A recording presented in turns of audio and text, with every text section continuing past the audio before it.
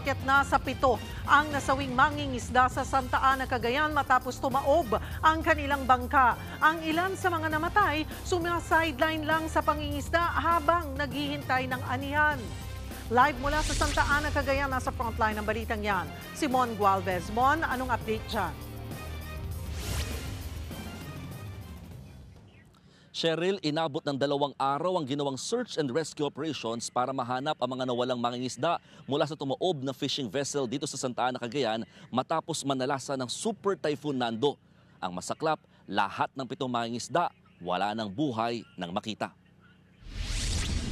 Sinuyod ng mga rescuers ang dagat na sakop ng Santa Ana, Cagayan matapos tumaob dito ang fishing bangka Jobens dulot ng pananalasa ng Super Typhoon Nando. Sakay nito ang 13 tripulante, 6 ang nakaligtas. Pero wala ng buhay ang 7 nilang kasamahan. Marami sa kanila nakita sa may bakawan. Sa bahaging ito ng dagat nakapwesto yung tumaob na bangka. Tinatawag nila itong kublihan o shelter area ng mga fishing vessel tuwing masama ang panahon, lalot nakapaligiran at nahaharangan ito ng Palawi Island. Para hindi na maulit ang trahedya, rekomendasyon ng mga otoridad, huwag nang payagan ng mga mangingisdang manatili sa mga bangka tuwing ipopwesto ito sa kublihan kapag may bagyo. Kahit po sabihin natin na yung ating mga mangingisda ay sanay na sa ganong sitwasyon, hindi po natin maprepredict yung ating weather. Napasugod naman ang ilang kaanak ng mga nasawi sa punerarya. Kabilang dyan sina Jamaica na nangutang pa ron ng pera para makita ang ama. Sumideline lang daw ang tatay niya sa pagiging tripulante habang hinihintay maani ang tanim na palay. Hindi namin inaasahan na ganun yung mangyari sa tatay namin.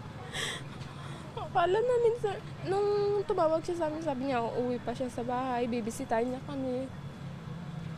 Sa bayan naman ng Calayan, nasawi ang isang barangay tanod matapos maglandfall doon ng super bagyong Nando. Halos lahat ng mga bahay dito pinadapa ng malakas na hangin at matinding ulan. May ilang kalsada ring nagkabitak-bitak. Malaking hamon ngayon bago marating ang isla ng Calayan. Nasira raw kasi lahat ng malalaki nilang wooden boats. Kaya ang supply ng pagkain, posibleng tatagal na lang daw ng 2 araw. Sa bayan ng Apari, naabutan ng News 5 sina Nanay Visitasyon na nagilinis pa ng kanilang bahay. Hindi kami nakakain kahapon, sir. Nandito rin sa loob, sir. Parang ako nasisira ng ulo, sir. Yung buhay namin, sir. Agad namang namahagi ng relief packs ang Alagang Kapatid Foundation sa mga apektadong residente sa bayan. Cheryl, oras na gumanda ang panahon bukas, sabi ng Office of Civil Defense Region 2, nakatakda nilang dalhin ang mga relief items sa bayan ng Calayan sa pamamagitan ng mga air assets at sea transport. Cheryl. Maraming salamat, Mon Gualvez.